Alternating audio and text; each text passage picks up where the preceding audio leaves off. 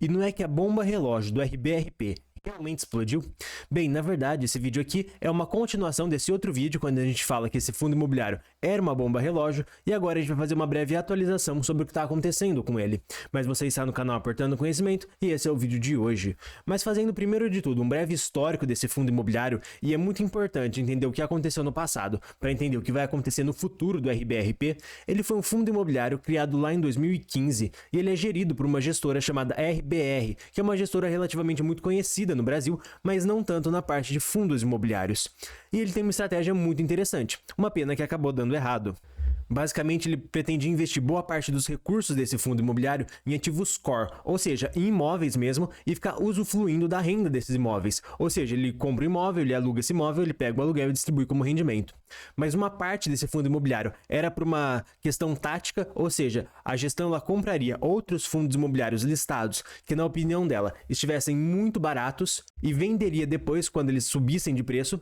Tem também a parte de liquidez, onde melhoraria o carrego do fundo, ou seja, melhoraria o rendimento do fundo quando fosse possível, comprando ativos de renda fixa como LCIs e RCIs. E tem também a parte de retrofit, que a gestão compraria imóveis que necessitariam de uma reforma porque estão numa situação precária, e após essa reforma ser concluída, o valor desse imóvel acaba subindo muito.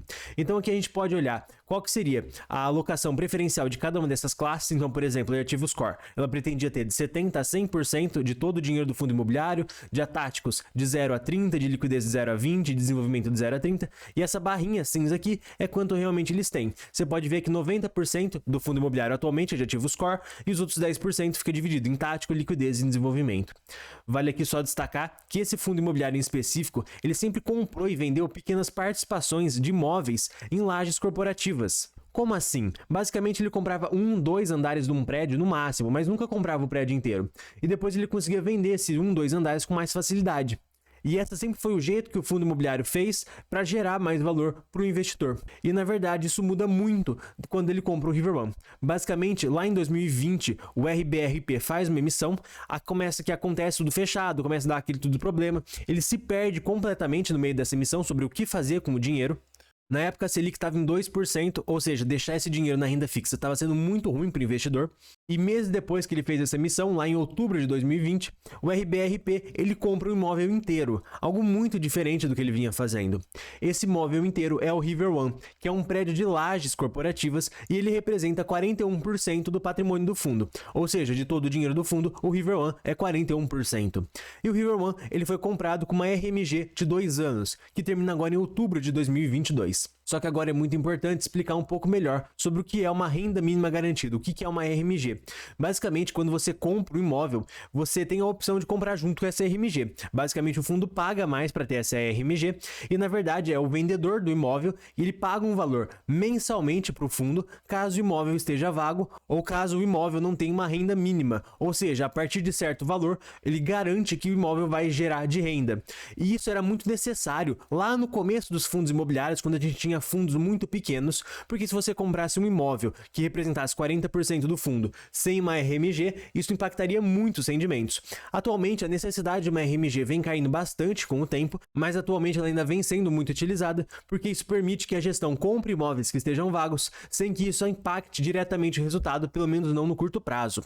Só que qual que é o grande problema dessa RMG? É que ela tem uma data para terminar, e na verdade, a data para terminar é esse mês, em outubro de 2022, e os rendimentos do RBRP vão cair muito quando essa RMG terminar. E na verdade a compra do River One foi igual aquele meme daquele senhor que tá num posto de saúde e ele fala que antes estava bom, mas não estava tão bom assim.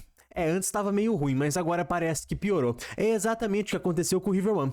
No começo, era até uma boa compra, mas depois as pessoas foram percebendo que não era tão boa assim. Isso porque ele não foi sendo alugado.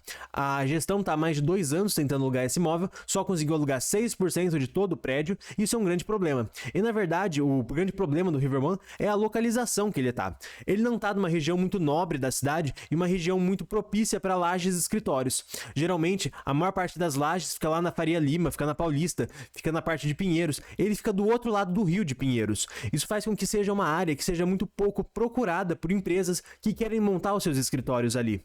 E esse é o grande problema no River One. O prédio ele é novo, todo bonitinho, todo bacana, mas ninguém quer alugar um imóvel ali. E aí que acaba com esse problema de não conseguir alugar o imóvel. Então, em quase 2 anos, a gestora tentando alugar não conseguiu, alugou apenas 6%, a RMG acaba em breve, e isso vai promover uma grande queda nos rendimentos do fundo imobiliário já esse mês. Aqui a gente pode ver a cotação do RBRP e a gente percebe que desde março de 2021 as pessoas começaram a perceber que talvez o River One não fosse alugado até o fim da RMG. E com isso, o efeito do River One vago foi fazer a cota cair muito de valor. Então, na verdade, o dividend yield desse fundo imobiliário ele é de mais de 9%, mas esse foi o dividend yield com base nos últimos 12 meses. Os próximos 12 meses, se você considerar o preço atual, não terão o mesmo yield, porque se você olhar nos últimos 12 meses, o fundo pagou 5,46 centavos em rendimento. Agora, se a gente for analisar os próximos 12 meses, com o River One na situação que está, dificilmente passará de R$3 por cota de rendimento. Isso faz com que, na verdade, o rendimento do River One para os próximos 12 meses seja muito menor do que esses 9%. E atualmente, o preço sobre o valor patrimonial do fundo imobiliário está em 0,72, o que mostra que ele está extremamente descontado. E ele está tão descontado assim devido ao grande problema do River One. Então, na verdade, o fundo imobiliário passa por um momento muito ruim e a culpa disso é ter comprado de modo errado o River One, o que na época parecia até uma boa compra, isso lá em outubro de 2020, mas se mostrou um grande erro com o passar do tempo. E agora a gente vai falar sobre todo o resto do fundo imobiliário, com exceção do River One, porque já foi falado bastante dele no vídeo, mas se você estiver gostando desse vídeo, eu vou pedir para você se inscrever no canal para ficar por dentro dos próximos vídeos, e se você já for inscrito, eu vou pedir para você deixar o like para ajudar na divulgação. Mas agora falando do resto do fundo imobiliário, bem, a gente tem aqui, como já foi falado, o River One, que representa 40% de tudo que o fundo imobiliário tem. Os outros 31%, 31,9%, representa outros ativos core, ou seja, outros ativos que, na opinião do fundo, são muito interessantes e ele não pretende vender. 10% do fundo imobiliário são de outros, então é estratégia de liquidez, de desenvolvimento, estratégia tática e por aí vai. E tem uma parte do fundo imobiliário que está em um outro fundo imobiliário da própria gestora, que é o RBRL, que é o fundo imobiliário de logística da RBR. Então, quando a gente analisa todo o fundo imobiliário, excluindo o River One, a gente vê que, na verdade, ele tem bons imóveis. O único problema que ele realmente tem é com o River One. Dos outros imóveis, está tudo certo. Aqui destaca-se só o fato do RBRL, que é o fundo de logística que tem mais de 16% do portfólio do RBRP, que é o fundo imobiliário que a gente está falando atualmente, ele tem um dividend yield de 7,2%, isso considerando o valor sobre o valor patrimonial. Na verdade, ele tem um yield maior do que esse, se você for comprar na Bolsa de Valores esse fundo, porque ele está 10% descontado sobre o seu valor patrimonial, mas eu acho mais interessante a gente calcular o rendimento do RBRL sobre o valor patrimonial, porque foi o valor que a gestora pagou por esse fundo imobiliário, porque na verdade quando o RBRP foi comprar o RBRL, ele pagou no valor patrimonial. Então, se a gente desconsiderar o River One, o dividend yield do resto de todo o fundo imobiliário é de 6,5% ao ano, e é muito abaixo dos padrões atuais para outros fundos imobiliários. A gente tem fundos imobiliários pagando 8,5%, 9%, como é o caso, por exemplo, do HGRU, do BTLG, mas os fundos de lajes corporativas tendem a ter um dividend yield mais baixo do que os demais. Mas um outro ponto muito positivo sobre esse fundo é que ele não está alavancado. Se ele tivesse alavancado, ele necessitaria fazer uma emissão abaixo do valor patrimonial para pagar essa alavancagem, muito provavelmente. Isso traria grandes problemas para o investidor, porque seria uma grande perda de valor. Mas, por sorte, o fundo imobiliário não está alavancado. Mas agora, só focando mais um pouquinho no River One, faz 2 anos que ele tenta ser alugado pela gestora, e ele só está alugado 6%, apenas um andar do prédio foi alugado, que foi a cobertura. E muito provavelmente ele não vai ser alugado até o fim desse mês, até outubro de 2022, quando acaba a RMG, e com isso vai ter uma forte queda dos rendimentos do fundo. Tá bom, que os rendimentos vão cair a gente já sabe, mas quanto que vão cair? Na verdade, a própria gestora calcula isso pra gente.